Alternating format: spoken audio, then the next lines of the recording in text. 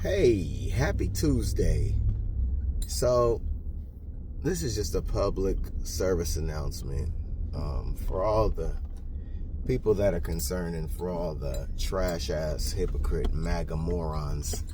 Yep, I chose violence this morning, and here's why. Trump went to Scotland.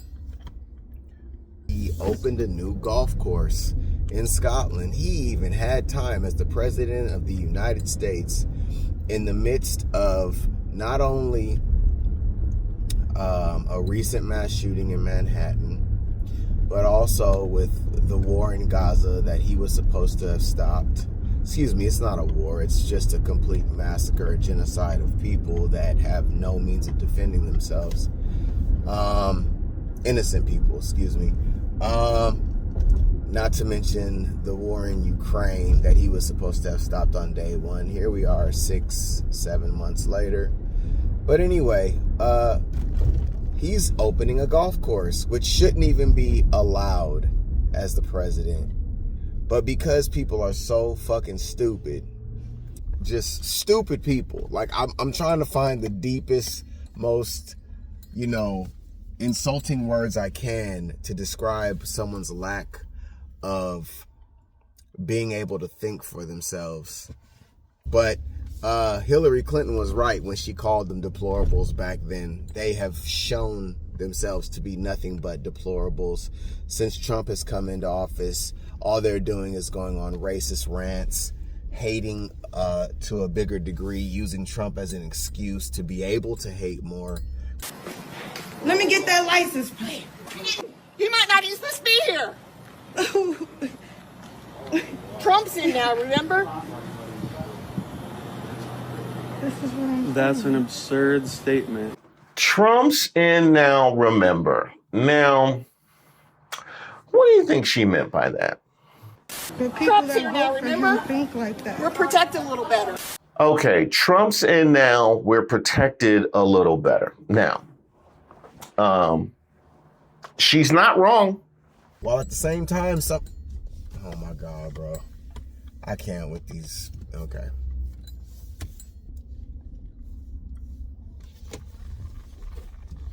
So he had time in the midst of all of the chaos to make a trip to Scotland to make sure that he got one of his new golf courses opened up. People are suffering in the United States and around the world because of all of the cuts that he has made to programs that help the poor, the needy, the veterans, the handicapped, mental conditions. They've made cuts to all of these things. And he's in Scotland opening another golf course that will create revenue for him and his family. Who paid for him to go out there to go do that? Who do you think pays for him to go on trips anywhere that he goes with all the people that he takes, including his sons that were clearly there with him? We know he stays at his own places so that when we as taxpayers pay for his trips, it gets funneled into his businesses so that at the end he's profiting at all times wherever he goes.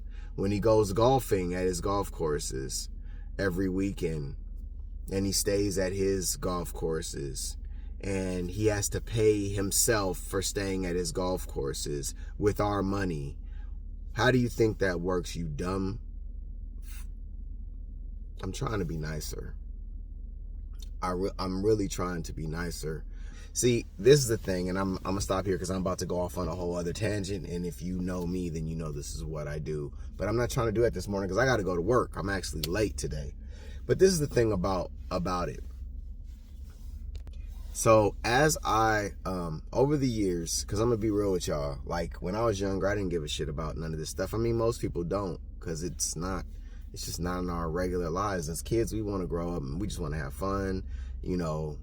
I didn't give a shit about school because I had different things personal going on in my life. I just wanted to have fun and hang out because personal life was tough, right?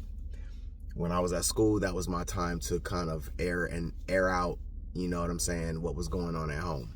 So I just, it was just what it was. It was to laugh in class and to make jokes, and I was one of those kids, but I was still somehow respectable. I was one of those kids that laughed and did stupid stuff and sometimes got in trouble, but most of the time I was a respectable disruptor, so to speak. Like, I was trying to not be caught, while you have those that do. Anyway, again, going further off the topic.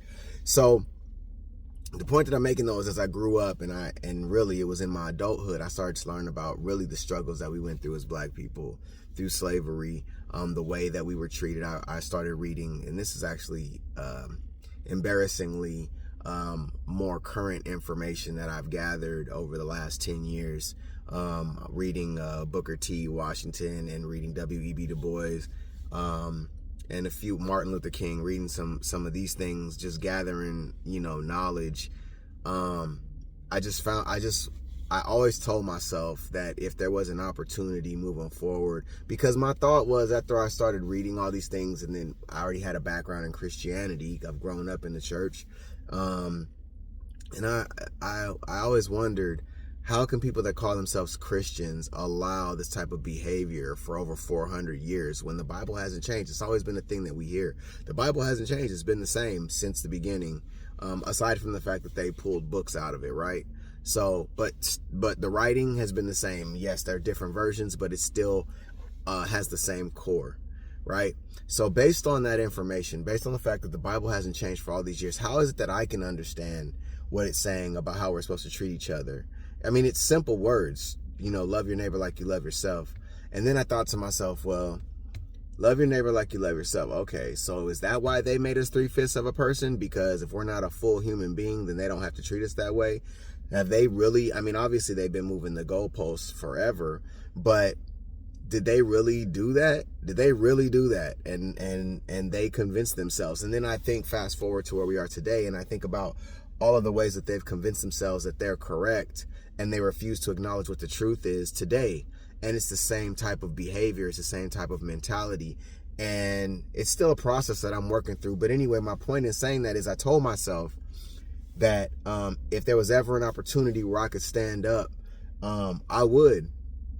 And so this has been I don't know, I've been in preparation, I guess, even though I didn't know it, but at the same time I did, so that it's one of those situations where in the midst of the chaos, you still find peace, because you know who you are and you know what you're about, and you're not swaying with the wind, and you're not being fooled, because you've taken the time and done your due diligence, as the Bible tells us to do. You've studied earnestly, you've reasoned, you've prayed earnestly, you've done what you're supposed to do, so that when the chaos comes, you're prepared for it as much as you can be. It doesn't mean you don't have questions, it doesn't mean you don't have worries, but it means you're prepared for it. You're properly prepared because you've done your work.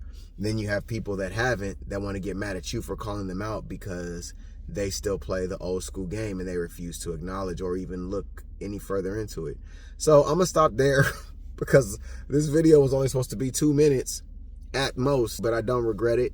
Hope y'all got something out of it. And if you have anything to add, feel free.